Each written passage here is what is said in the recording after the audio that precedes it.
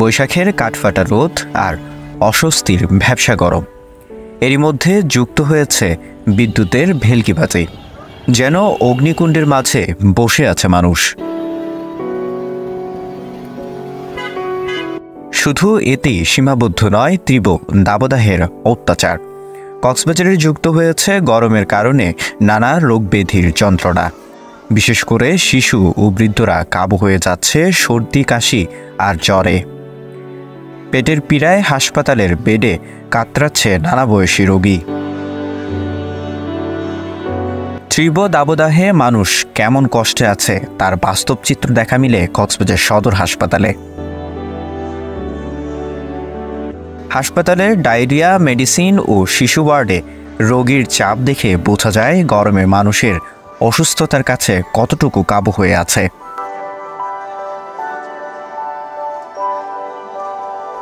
হাসপাতালের তথ্য বলছে, তীব্র দাবদাহে সবচেয়ে বেশি অসুস্থ হচ্ছে দিনমজুররা। বিশেষ করে যারা তপ্ত রোদের মধ্যে কাজ করে, আক্রান্তদের মধ্যে তাদের সংখ্যাই বেশি। শিশু আক্রান্তের ক্ষেত্রেও একই অবস্থা।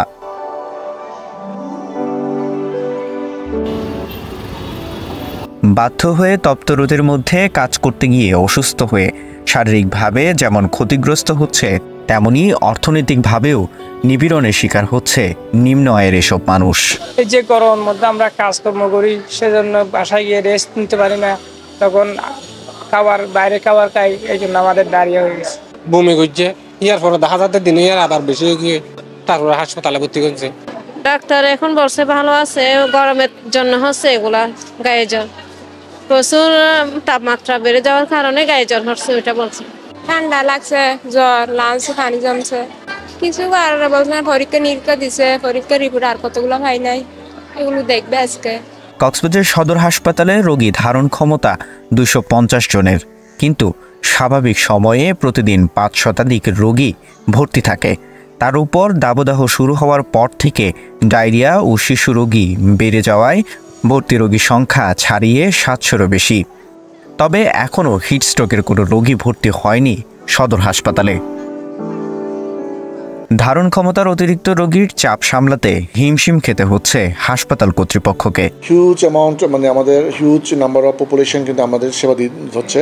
আমাদের এই কক্সবাজার সদর হাসপাতাল 250 বেড আমাদের যে সরকারিভাবে যেটা বরাদ্দকৃত, কিন্তু আমরা এই গরম সিজনে বিশেষ করে এখন আমাদের প্রায় 3 গুণের অধিক রোগী ভর্তি থাকে। যেমন গত মার্চ মাসে আমাদের ওই ইনডোরে ভর্তি ছিল প্রায় 709 জন। হ্যাঁ, তারপরে আপনার আউটডোরে চিকিৎসা পেয়েছে হচ্ছে প্রায় 1303 জন।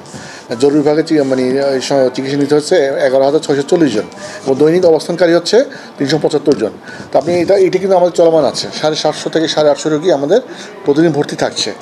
এটা আপনি দেখেছেন, আমাদের ওয়ার্ডের আশেপাশে যেগুলো বেডের পাশেই কিন্তু বিছানা যেহেতু নাই আমাদের এক্সট্রা, আমরা কিন্তু ফ্লোরিং করতে হচ্ছে আর কি। দাবদাহ থেকে বাঁচার জন্য বিশুদ্ধ খাবার পানি পানের পরামর্শ দিলেও তাৎক্ষণিক স্বস্তি নিতে গিয়ে ঠান্ডা পানি পান থেকে দূরে থাকতে নিষেধ করেছে বিশেষজ্ঞ চিকিৎসকরা। যতটুকু সম্ভব হয় তপ্ত রোদ এড়িয়ে চলারও পরামর্শ এই চিকিৎসকের। যতটুকু এক্সপোজার বা রোদে কম যাওয়া যায় সেটা হচ্ছে সবচেয়ে ভালো। তো সেটা আমরা করতে পারি যে সাধারণত যদি খুব একান্ত প্রয়োজন না হয় ছায়া অবস্থান করা, আর যদি কোনো কারণে বাইরে বেরোতে হয় যে কর্মক্ষেত্রের জন্য, পরিবেশের জন্য অথবা কাজের চাকরির বিভিন্ন ক্ষেত্রে, তখন সেই ক্ষেত্রে আমরা বলবো যে হ্যাঁ, ঢিলেঢালা পোশাক পরিধান করুন, পাশাপাশি হচ্ছে যে ছাতা ব্যবহার করুন। যে এই ক্ষেত্রে যখন শরীর থেকে অতিরিক্ত লবণ পানি চলে যায় ঘামের কারণে, শরীরের কিছু ইলেকট্রোলাইটের তারতম্য হয়, খনিজ লবণের তারতম্য হয়, সেটার কারণে জটিলতা দেখা দেয়। তো সেই ক্ষেত্রে নিজেকে যথেষ্ট পরিমাণ হাইড্রেটেড রাখা, যথেষ্ট পরিমাণ পর্যাপ্ত পরিষ্কার বিশুদ্ধ পানি পান করাটা হচ্ছে যে এখন প্রয়োজন। দাবদাহের সাথে বাতাসের জলীয় বাষ্পের আধিক্য বেড়েছেই, যার ফলে কোথাও স্বস্তি মিলছে না। স্বস্তি নেই হাওয়া দপ্তরের খবরেও।